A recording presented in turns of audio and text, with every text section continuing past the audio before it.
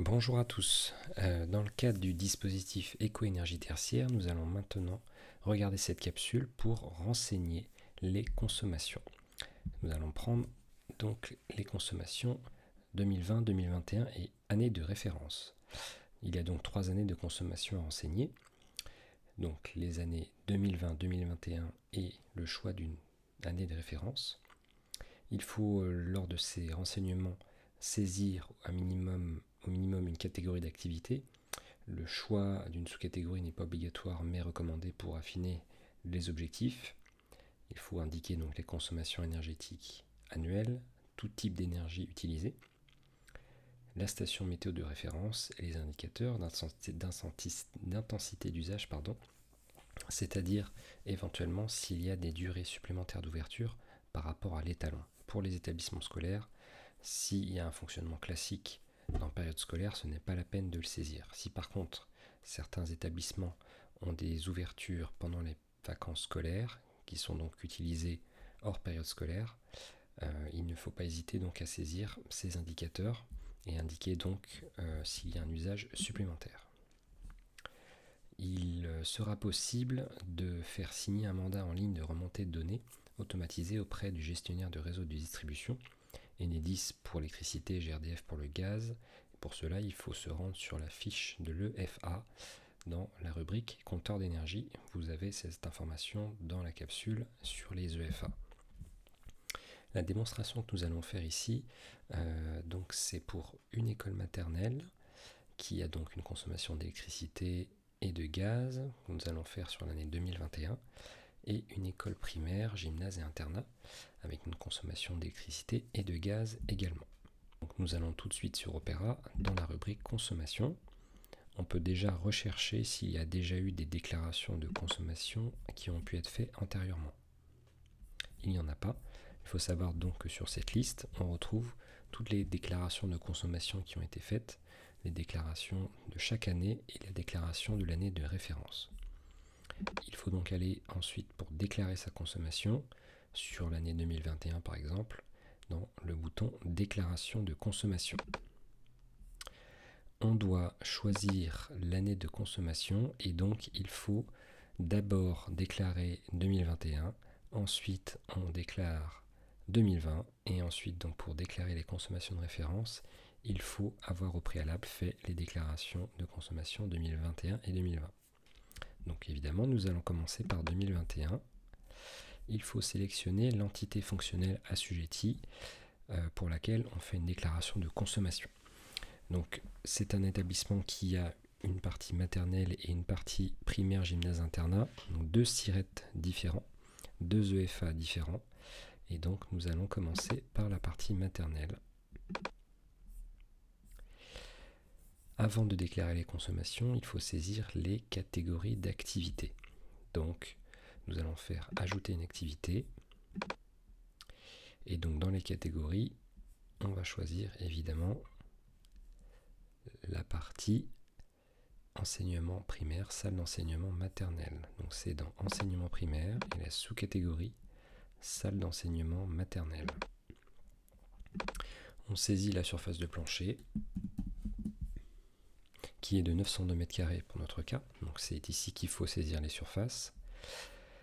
Les débuts et fins d'activité, donc s'il y a jamais il y a eu des ajustements, donc automatiquement ce sont les dates de début et de fin de consommation qui sont saisies au niveau de l'EFA, mais il est possible de les ajuster si jamais il y a eu des interruptions. On coche uniquement le fait que les locaux sont chauffés et ne sont pas refroidis, et on fait enregistrer. Pour cet exemple et en général, il n'est pas forcément nécessaire de saisir d'autres sous-catégories d'activités. C'est éventuellement possible si vous estimez qu'il y a des usages vraiment particuliers, notamment aussi des particularités au niveau du refroidissement. Pour l'instant, voilà, pour les établissements qui n'ont pas encore de sous-comptage, ce n'est pas forcément indispensable de rentrer dans ces subtilités. Mais pour par contre des typologies spécifiquement différentes, des catégories différentes entre restauration, gymnase, collège, lycée, etc. Étant donné que les objectifs de valeur absolue sont différents, évidemment c'est préférable de saisir différentes catégories. Nous passons à l'étape suivante et donc nous renseignons les consommations d'énergie. Donc les consommations d'énergie, la case qu'il faut évidemment saisir en priorité, ce sont les consommations individuelles d'électricité, donc la première ligne, de l'entité fonctionnelle. Donc ces consommations individuelles, pour ce qui est de cette école maternelle, on a 6849 kWh, donc c'est bien unité en kWh, et en gaz, on a 87 681 kWh. On voit évidemment que les consommations de gaz sont beaucoup plus élevées que les consommations d'électricité, et évidemment, il ne faut pas oublier que le gaz est à saisir en kilowattheure, donc 1000 fois des mégawattheures. Parfois on a des factures en mégawattheures, donc attention à la conversion. Attention également, ce sont bien des kilowattheures et non pas des mètres cubes de gaz. On peut éventuellement, dans certains cas, saisir des consommations réparties ou des consommations espace commun affectés au tantième. Alors c'est dans des cas où il y a des éléments de consommation qui ne sont pas directement affectables à l'entité. Donc si vous bénéficiez d'un partage de consommation, et donc les consommations sont réparties à différentes entités fonctionnelles. Ce n'est pas forcément spécifiquement le cas. Éventuellement dans d'autres cas, vous pouvez saisir évidemment pour ceux qui sont alimentés au gaz, s'il y a du gaz naturel liquéfié, propane, butane, du fioul, du charbon, du bois, des réseaux de chaleur ou des réseaux de froid. Donc la somme apparaît automatiquement ici, et lorsque il y a des mandats que vous avez signés pour récupérer les données auprès des gestionnaires des réseaux de distribution, Enedis ou RDF, ces données remontent automatiquement. Donc là, vous pouvez constater que les données ont été converties entre PCS et PCI, pouvoir calorifique supérieur inférieur pour le gaz, donc l'outil fait automatiquement le calcul et calcule la somme. Il nous montre bien que ça fait à ce stade 95 kWh par mètre carré pour cet espace, cette école maternelle. En bas, c'est uniquement la consommation éventuellement des installations de recharge de véhicules électriques qui peut être sous-comptée. On passe à l'étape suivante.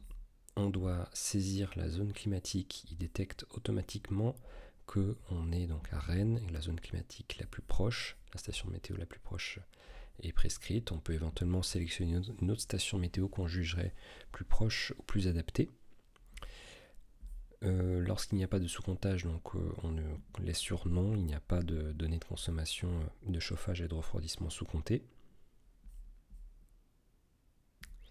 Et donc on peut ensuite passer à l'étape suivante.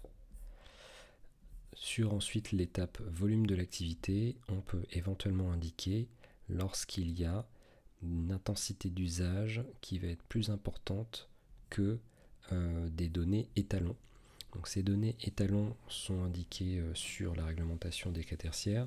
En général, il n'est pas nécessaire de le saisir, sauf si vous avez des locaux qui sont utilisés hors période scolaire, comme nous l'indiquions, qui ont donc un usage qui dépasse les heures de l'année scolaire, la quantité d'heures d'une année scolaire sur l'année. Nous passons à l'étape suivante. Nous voyons donc la fiche de synthèse qui récapitule ce qui a été saisi et on peut la valider. On trouve ainsi sur donc, la page de consommation, recherche de déclaration de consommation, on retrouve ainsi donc cette déclaration de consommation validée. Alors il n'est pas indispensable de les valider immédiatement. Si vous avez encore des doutes, vous n'êtes pas obligé de les valider. Dès lors que vous arrivez sur la synthèse, vous pouvez les laisser en cours sans les valider. Vous pouvez aussi là cocher et cliquer sur dévalider si vous voulez à nouveau éditer. Je vous remercie de votre attention. Maintenant, vous pouvez saisir vos consommations 2021 et pour 2020 et la consommation de référence, c'est exactement pareil.